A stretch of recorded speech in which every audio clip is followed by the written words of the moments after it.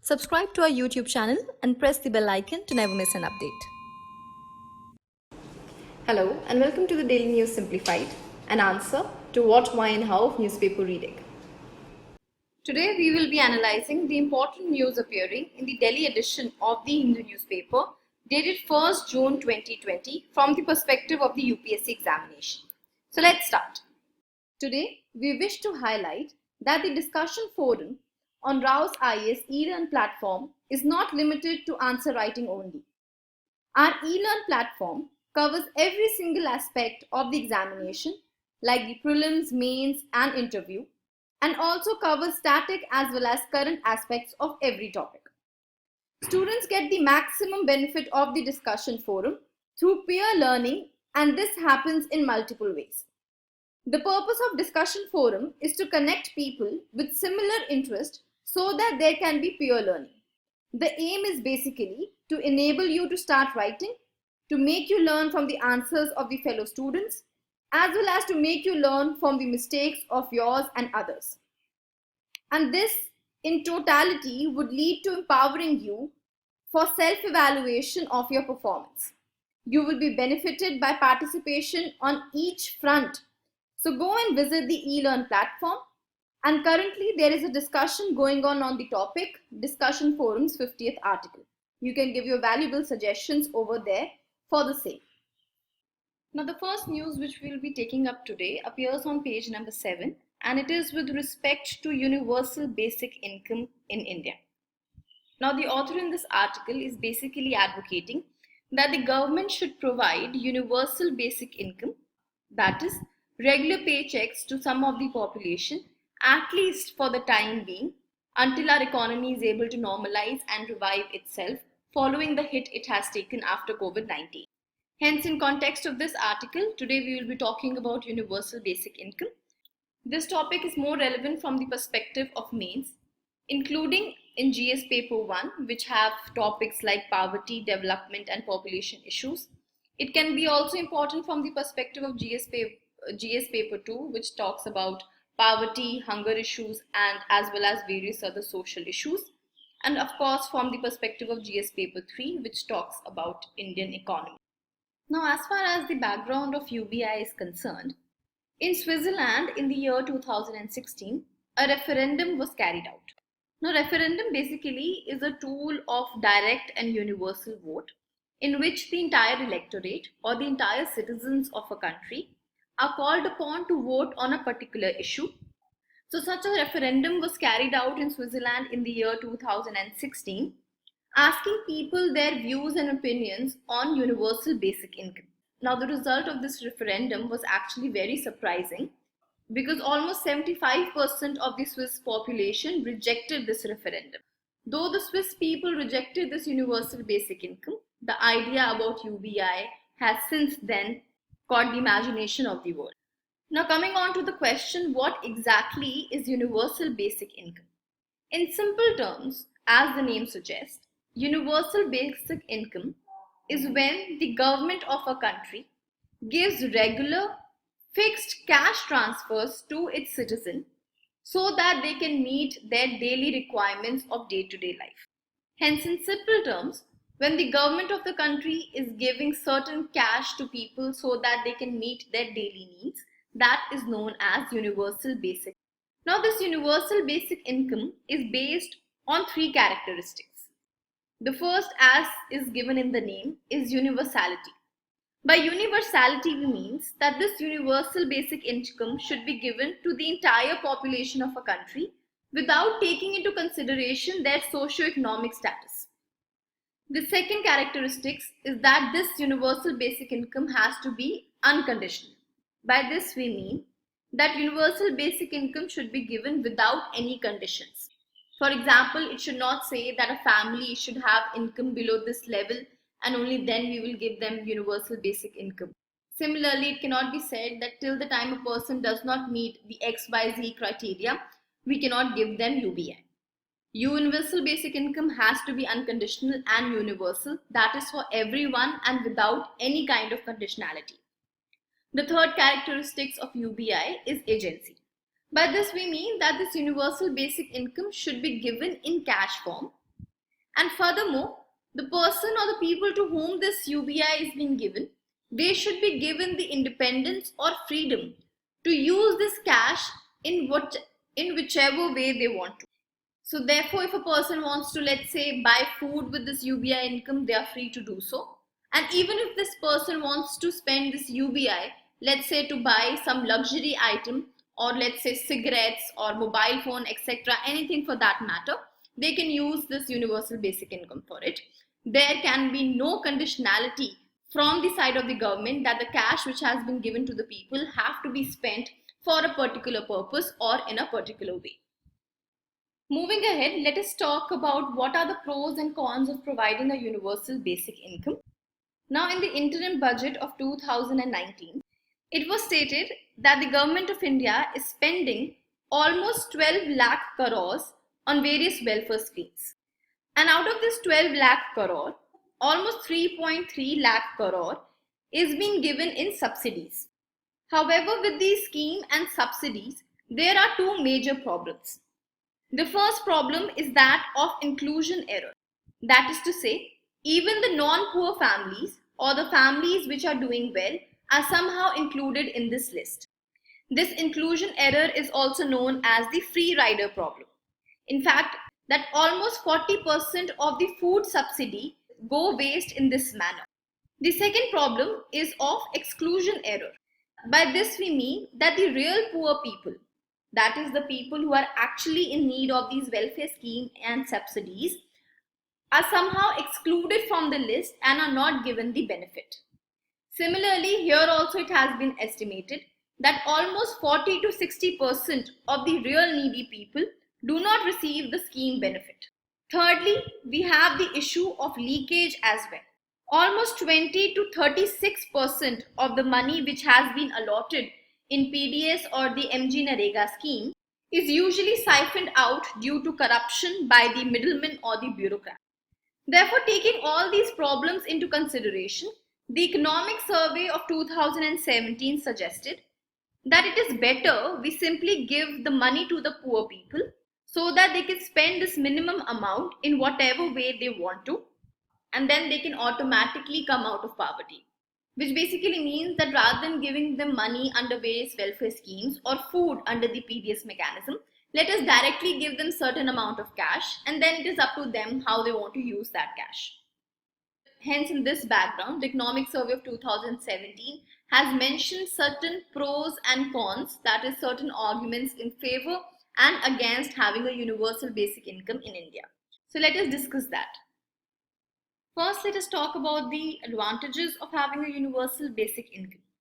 The first advantage of having a UBI is the social and economic justice that it will offer.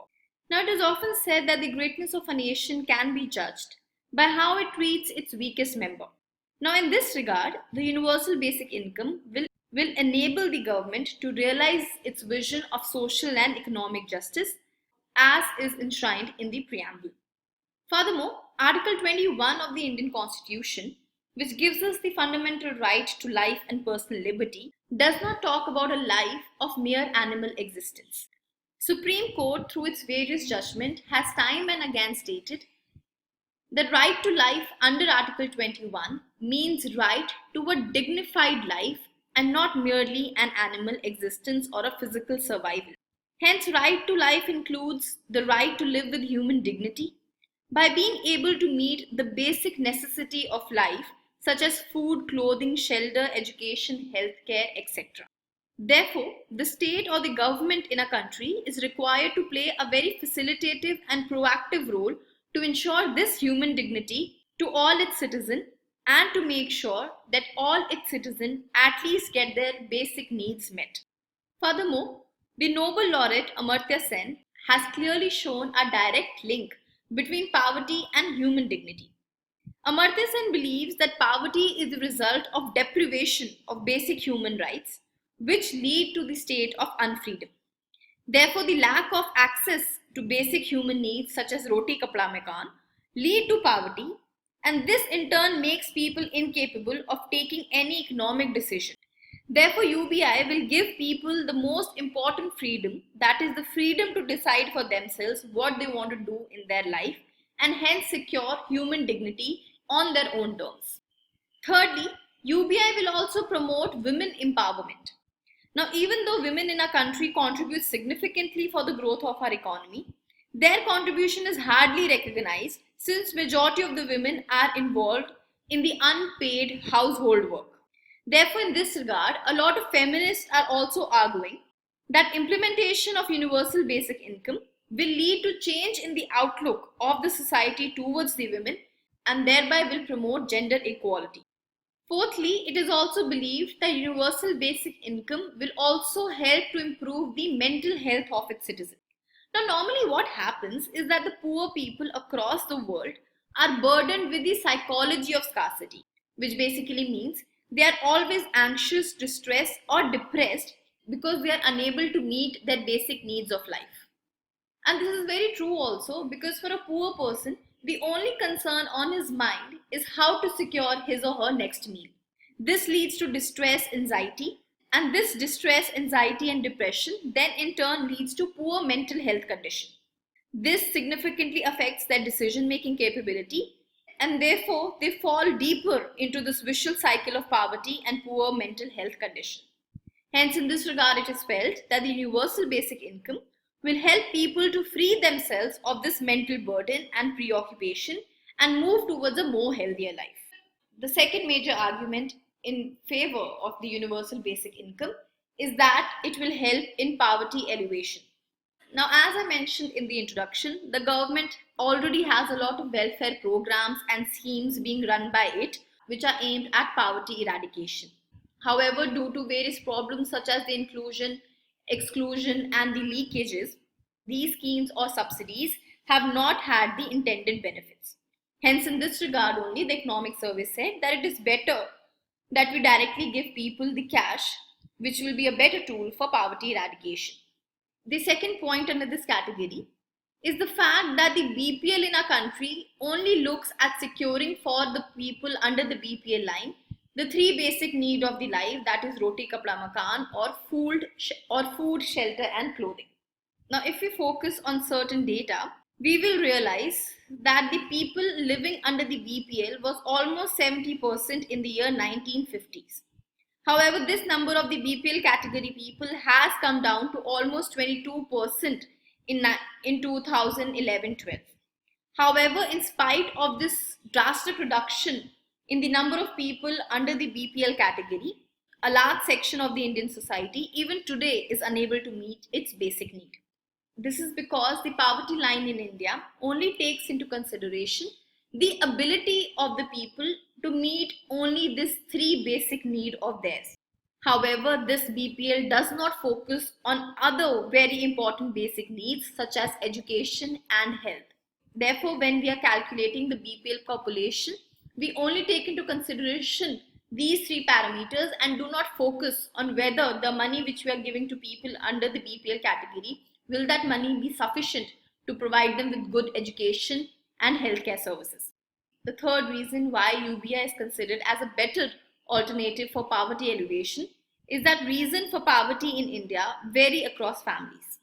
For example, in some families, it is the lack of basic education which is the reason of poverty, whereas in some other families, it is the lack of unemployment opportunities or poor health condition of the family members which lead to their poverty.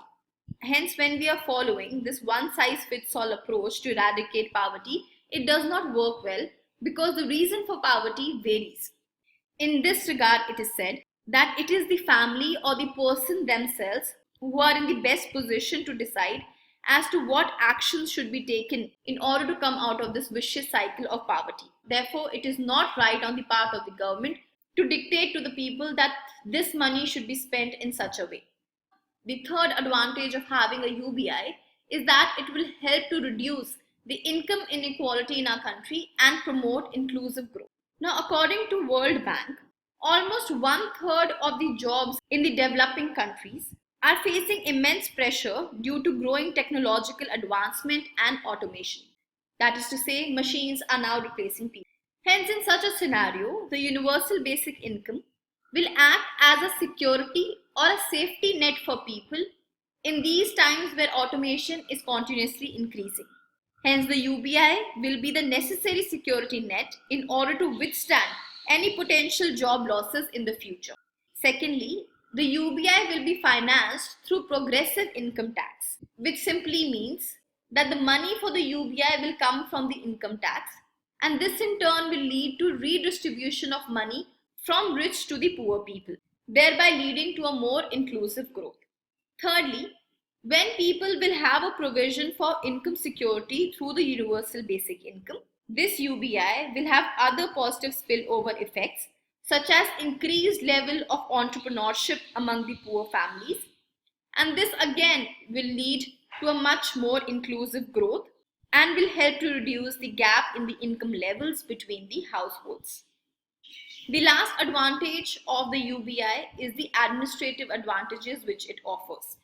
As stated earlier, universal basic income will help to reduce leakages and diversion from various subsidies, PDS or MGNREGA schemes. We already know that in the PDS system there is a lot of leakage and diversion. So it is better to give people the money so that they can buy their food from the open market. Furthermore, even though MGNREGA is working well as far as poverty alleviation is concerned, however, it has certain other ill effects as well. MGNREGA is causing a shortage of farm laborers. Furthermore, MGNREGA is rife with problems of corruption and mismanagement. Furthermore, it is felt that even the administrative efficiency in India will improve because it will lead to reduction in corruption. So these all were the pros or the arguments in favor of having a universal basic income. Let us now see what are the arguments against it. Now, though the motivation behind universal basic income is very laudable, however, there are some economists which are arguing that universal basic income may not have the intended benefits on the economy. In fact, they say in reality, UBI would likely fall short of eliminating poverty and in turn can impose large economic and social cost on the country. Hence, in this regard, let us understand some of the problems and challenges in the implementation of the universal basic income in India. Very logically, the foremost challenge is the economic cost of UBI. Now, many opponents of UBI argue that providing an income transfer to the entire population will result in very high expenditure on the government exchequer. To put things in perspective, it has been stated that if India needs to provide UBI to all its citizens, it would be required to pay almost 1200 rupees to all persons per month. This figure is based on the 2011-12 poverty line estimates according to the Tendolkar committee estimates. Now, if we have to take this figure into consideration and give almost 1200 rupees to the entire population, the cost of UBI will come around to be 12.5% of the entire GDP of India. So the question here is that even though universal basic income is desirable, where is the fiscal space in India to implement UBI? Because already India is spending 4.2% on various subsidies and other welfare schemes. And very logically, if the expenditure of the government increases, it will definitely lead to fiscal deficit. And if the government is spending almost 12.5% of the GDP on UBI, you can clearly imagine what will be the impact of this expenditure on the fiscal deficit of India, where currently India is aiming that fiscal deficit should be around 3%. Clearly implementing UBI will lead to transgressing this limit. Furthermore, not just the expenditure cost, UBI can have certain other effects as well. If there is increase in fiscal deficit, which of course will be there if we are spending 12.5% of our GDP, this will lead to crowding out of private investors because the money which will remain for the private investors in the market to borrow will become very less. Furthermore, it will reduce job creation in our economy. Currently, the government tries to create a lot of jobs through various welfare schemes. However, if the government needs to implement UBI, it would have to do away with all kinds of welfare schemes and subsidies. Another very important aspect which we usually forget when we talk about implementing UBI is that doling out cash to people will lead to increase in the demand side inflation, which basically means that if we are giving cash transfers to people, people will have more disposable income in their hand and therefore the demand will increase. However, this increase in demand will not be supplemented with equal increase in the supply, hence causing a demand side inflation. Hence, simply doling out money to people does not lead to increase in their real purchasing power. So even though people are getting more money, but their real purchasing power will not increase because of demand side inflation. And since their purchasing power will not increase, they will again remain poor. Furthermore, there is another concern with regards to the reliability of the socio-economic cost census based on which we will be giving out the UBI. It is believed that a lot of people did not give away reliable data regarding their properties and source of income when the social economic caste census was being conducted. So since the reliability of the SEC is in question, the targeting of the beneficiaries will be a problem. The second is the social cost. Now, work plays a very central role in the life of people. Apart from enabling them to earn livelihood, working has certain social benefits. It contributes to the feeling of self-worth and personal satisfaction, facilitates social interaction, and also enables people to fulfill social needs and establish their role and identity in the society. Hence, in this regard, it is felt that if we simply give people the money, this will disincentivize work and will induce laziness in them. Another concern is that the money which people will get, they might use this money on various temptation goods such as gambling, alcohol, and cigarettes. And again, the main purpose, that is to elevate poverty, will be defeated because they will not be spending this money on basic necessities of life. Lastly, modern societies today are based on principle of reciprocity. This means the people's right must be commensurate with their duties and obligations in a society. It is felt that the UBI will violate this principle of reciprocity since people will receive the money as a matter of right. However, there will be no economic or social obligation imposed on them. Last but not the least, we have the political cost. Now, the Economic Survey too has mentioned that it is feasible economically and financially for India to implement UBI. However, to do so, the government first has to remove all kind of subsidies and other welfare programs such as NFSA, MGNREGA, etc. Because already as mentioned, all of this costs around 4.2% of the GDP presently. But the catch here is that doing away with the subsidies always has been an Achilles heels for the Indian political parties because it imposes a political cost on the government in form of vote bank. Hence, a lot of governments are not in favor of doing away with subsidies and welfare schemes because they do not want to compromise with their vote bank. Now, the Economic Survey of 2017 has proposed that UBI should be used as a social welfare scheme to elevate poverty. Further, the Economic Survey proposes that the UBI should be given only to 75% of the population, and the other top 25% of India's population can be excluded from the purview of UBI through various automatic exclusion criteria such as payment of income tax, ownership of movable or immovable property, etc. So the basic idea is that we should only provide it to the 75% of Indian population, and this would require around 5 to 6% of the GDP. However, again, considering the fact that we are already spending 4.2% of the GDP on various welfare schemes and subsidies, India needs to remove all these other welfare schemes and subsidies in order to make space, or rather the financial space, for universal basic income. But having said so, we should also keep in mind that just financial resources alone will not guarantee the success of universal basic income in India. There are a host of other factors too which should be considered.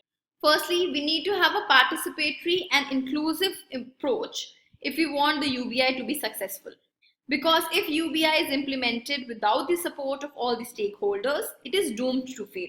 Hence, consulting all the stakeholders and bringing them in the loop will help to build the necessary trust and confidence amongst the stakeholders.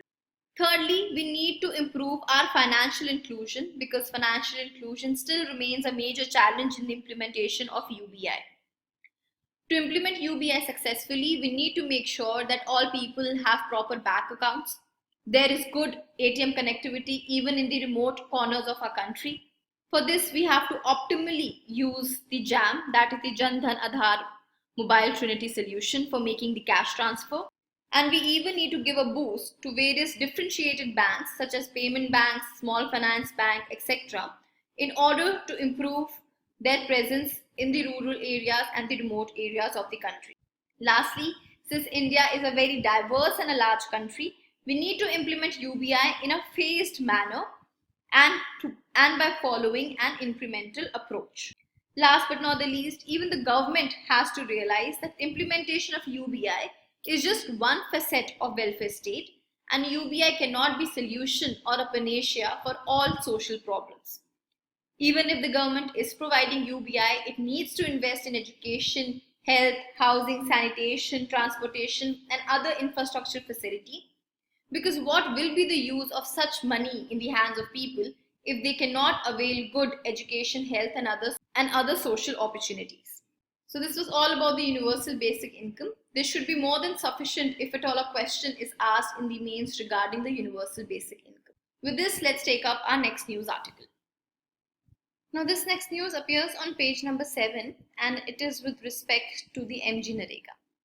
The context of the news is that due to COVID-19, there has been a lot of reverse migration which has been seen all across the country. Now, especially in the state of Karnataka, it has become difficult for the authorities to provide work to everybody under the MGNREGA scheme.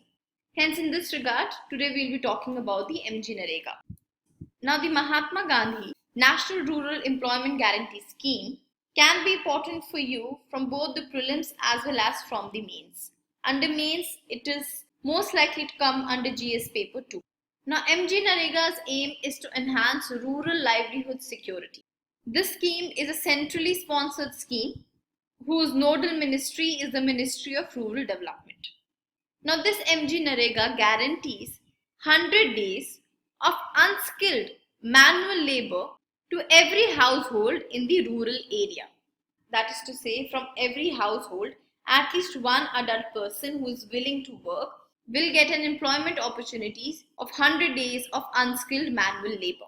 Furthermore, the projects and the work commissioned under the MGNREGA is basically to create various durable assets like bridge, roads, etc. Therefore, MGNREGA aims at two things: poverty alleviation as well as creation of durable infrastructure. Now, MGNREGA also helps in the social empowerment of the depressed class in a society, such as the scheduled caste, scheduled tribes, as well as women. In fact, 1/3 of the job is reserved for the women. Furthermore, it also helps to strengthen the Panchayati Raj institutions in our country, because the Gram Sabha has been given the power to conduct a social audit on the work done under the MGNREGA once in every 6 months. Now, this MGNREGA is basically a demand-driven program. That is to say, a person can go and ask the government for work under the MGNREGA. And if the government is unable to provide them work within 15 days of their demand, then the government has to provide them with an unemployment allowance. Furthermore, it is the central government which notifies the wages for the MGNREGA workers, and their wages is linked to CPI, agricultural labor.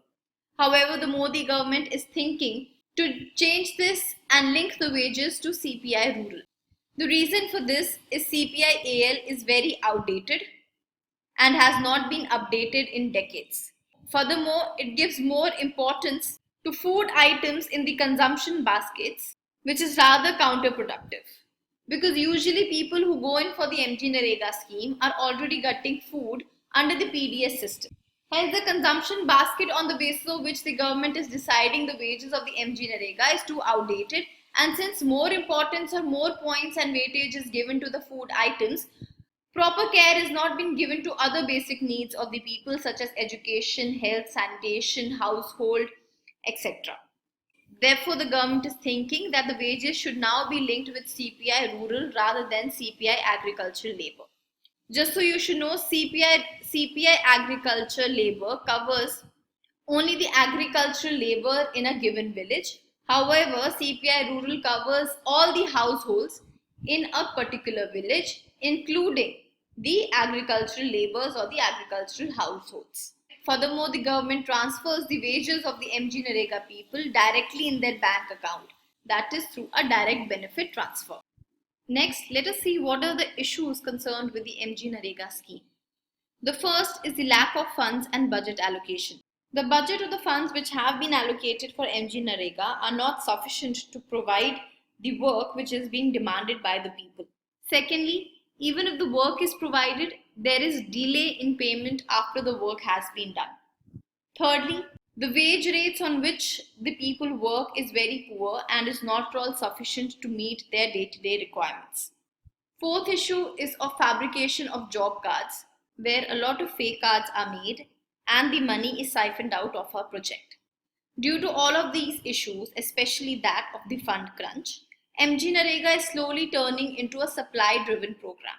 Because since there is a cap on the funds at the disposal with the state, they are not able to provide people with work as and when it is demanded, and rather are being able to give work only when they have sufficient amount of money to start a project.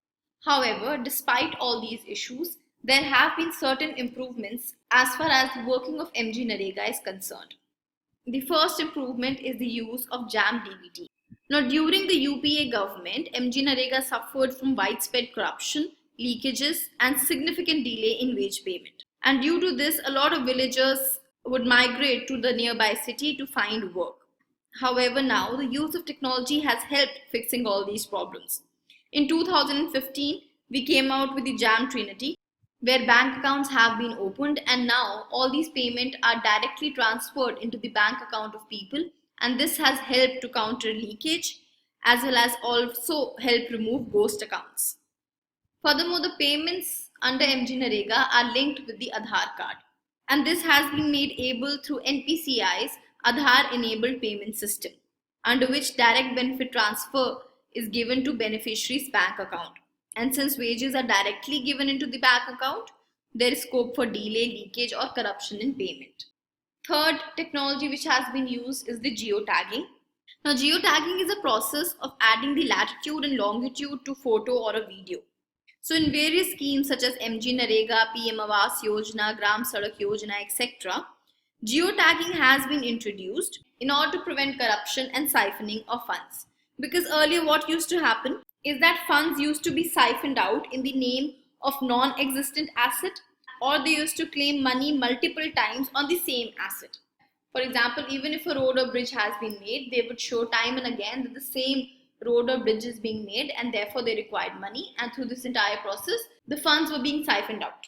However, with help of geotagging, this has now stopped because now we can keep a track of assets through mobile-based photo geotagging. Furthermore, a new app known as Gen MGNREGA app has been developed, which will be used in asset tracking as well as from getting feedback from the MGNREGA workers. However, despite these improvements, there are still few steps which can be taken to improve the MGNREGA scheme. First is to deepen the financial inclusions of the MGNREGA workers, and this can be done through microinsurance, microcredit as well as micropension. Secondly, we need to upskill the MGNREGA workers. This can be done by converging the MGNREGA scheme with Deen Dayal Upadhyay Gramin Kaushal Yojana, so that they can eventually find gainful employment and do not have to demand unskilled MGNREGA work all the time.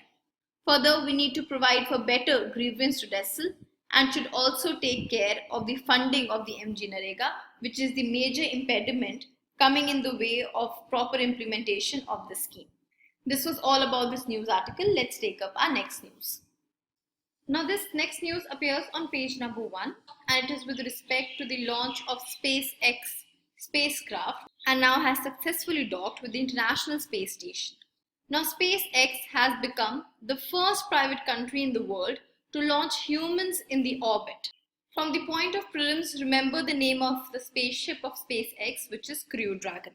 Now, this feat by SpaceX, where it has launched humans in the orbit, has opened an all-new debate on the topic of commercialization of space, or the private space industry, or the participation of the private sector in the space industry. Hence, in this regard, we will be talking about why we need private players in the space industry, what can be the benefit, what are the challenges, and the way forward through which we can ease this entire process.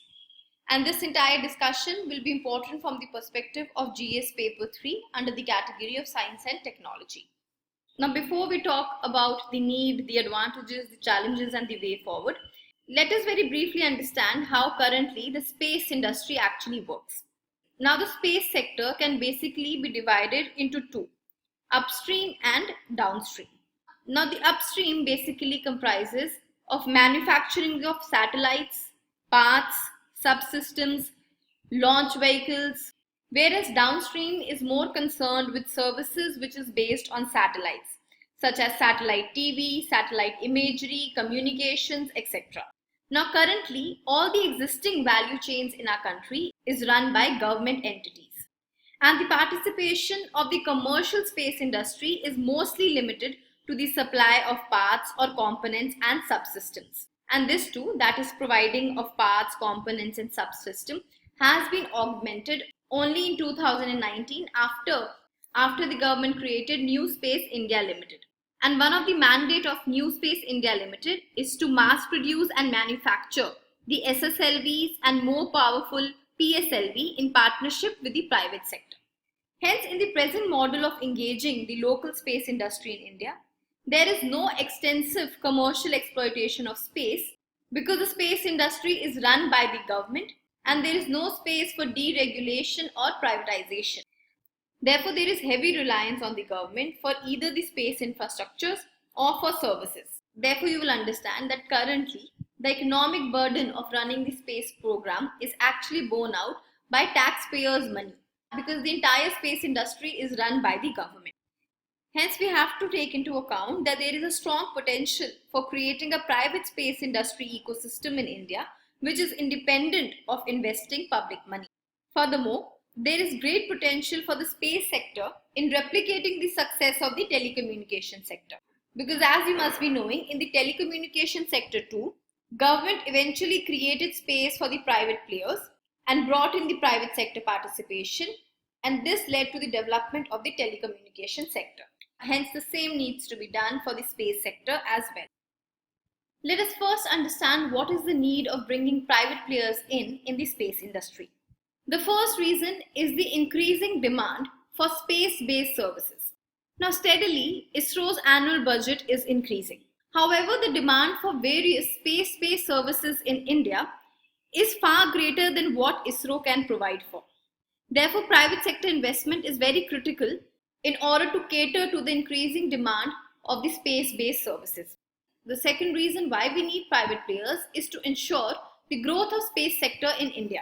Now, private sector participation will ensure the overall growth of the space sector in our country. Now, though ISRO has a very strong association with the industry, particularly with the various public sector undertakings such as Hindustan Aeronautics Limited and even large private sector entities such as Larsen and Toubro. However, the issue here is that most of the private players are either Tier 2 or Tier 3 vendors. By Tier 2 and Tier 3 vendors, we mean that these private players only provide components and services. The assembly, integration and the testing role is still restricted to ISRO. Hence, it is in this regard that the role of private industry should be increased, especially in the AIT or the assembly, integration and testing as well. The third reason is the very low global contribution by ISRO. Now, the global space industry is likely to exceed $550 billion by 2025. And despite ISRO's success and capabilities, India's estimate is only about 2% of the global contribution. Hence, private sector role is a must if we want to increase India's contribution globally as well. And last but not the least, the current international trends and experience, with the latest one being Elon Musk's SpaceX, has clearly highlighted the increasing significance of the private players in the space sector, with the benefits of bringing in the private players in the space industry. First is the creation of new job market. Including the private players in the space industry will lead to creation of new jobs in the high-skilled labor market in the private space industry. Second advantage is that of greater pool of resources and funds. Now, public resources like land, labor, capital are limited. Private sector participation will open new pool of resources and talent. And this will bring in more funding and experience into the space exploration activity. Third, it will give ISRO more time to focus on other advanced technologies. Now, today every space mission is done by ISRO, whether it is communication satellite or even any weather monitoring satellite. With increased role of the private player, ISRO can concentrate on more path-breaking innovations like reusable PSLVs, cryogenic rockets, Mars inhabitation, etc. Fourthly, it will lead to technological advancement. Now, commercialization will also develop better technologies, which is important. It will allow integration of many other technologies like artificial intelligence into space exploration activity. Hence, the private sector can increase role of technology in other areas as well. Next is risk sharing. Now, every launch consists certain risk. Now, privatizing helps in sharing the risk of cost factor, as failure cost will then be distributed amongst ISRO and the private players. Also, with increased private participation, failures will reduce due to increased available human capital and mind on a certain project. Furthermore, India, if it does well in the space sector, will gain an edge in its foreign policy as well. Next, bringing in the private players is in line with encouraging the Make in India initiative of the government. Another positive spillover effect of bringing private players will be that it will help to reverse the brain drain. As you must be knowing, a lot of scientists often migrate to other countries where they find better job opportunities. However, if India opens up its space sector to private industry, talented people will find opportunities in India itself and will not feel a need to go to other countries. Now, though bringing in the private player has its own set of benefit, there are also certain issues involved with it. The first issue is of data risk or misuse. Now, though space will give an opportunity to private entrepreneurs, but then the raw data of ISRO will fall in the hand of public. And this data which is with ISRO is actually very sensitive in nature, and therefore there is always the risk of misuse or improper utilization of this sensitive data of ISRO. The second problem is the difficulty in regulation. Now, though bringing the private players is a profitable investment, however, the regulation of the private sector is a very difficult job.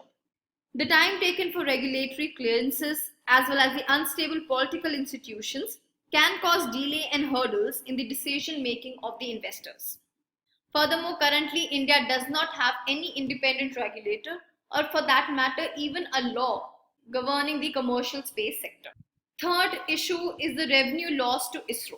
Now, ISRO will lose a fair amount of its money which it is currently earning through its space activity, and this will in turn then reduce government's revenue as well. And the last issue is the unfair commercial practices.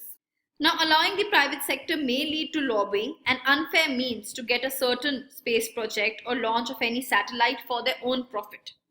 It may also lead to leakages of sensitive information by private players to other countries and companies to make profit. Hence, a lot of unjust commercial practices are involved if we bring the private player into the space industry. Now, having discussed the benefits and issues of bringing in the private players, let us see what can be the possible ways in which the government can smoothen or better this entire process. The first recommendation is to have a facilitating foundation by establishing an Office of Space Commerce which will function independent of ISRO. Now, to be able to even debate commercial space in India and its viability with the government, or to make specific recommendations to the government, we need to have a facilitating foundation. And it is very important that this foundation should remain without any conflict of interest so that it can make recommendations to the government of India. Now, currently, we have no dedicated or independent space commerce assessment body. And whatever commerce assessment body for space we have, those bodies work within ISRO.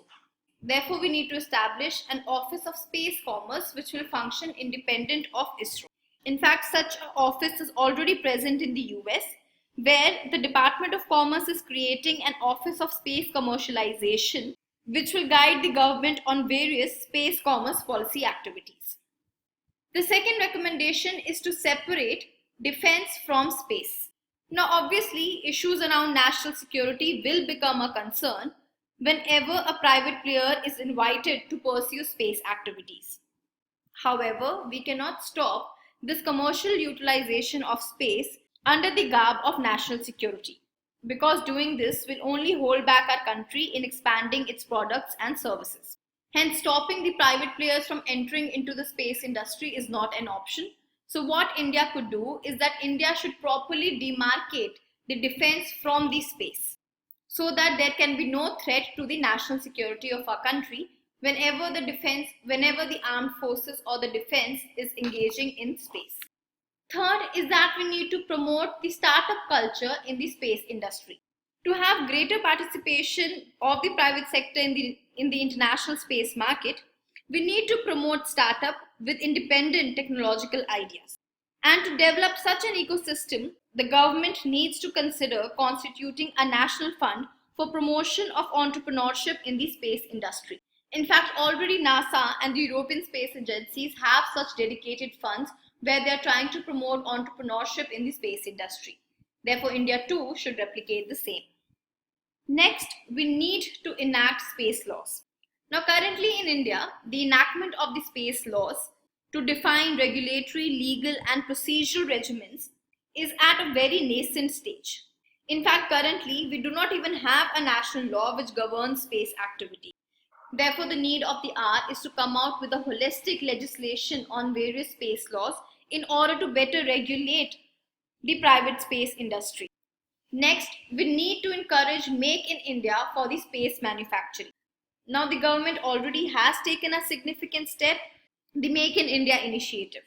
And though space has been identified as a sector under the Make in India campaign, however, no significant proposal has been mooted for manufacturing space-related systems in India. Hence, the need of the hour is to have a transparent strategy on how we can tap on this potential of the space sector. Next, we need to establish an independent and dedicated think tank for space activities. Furthermore, we should also set up industries and academia's link up. Actively engaging the academia as well as the industry is of prime importance, especially for creating systemic changes in establishing a leading research environment.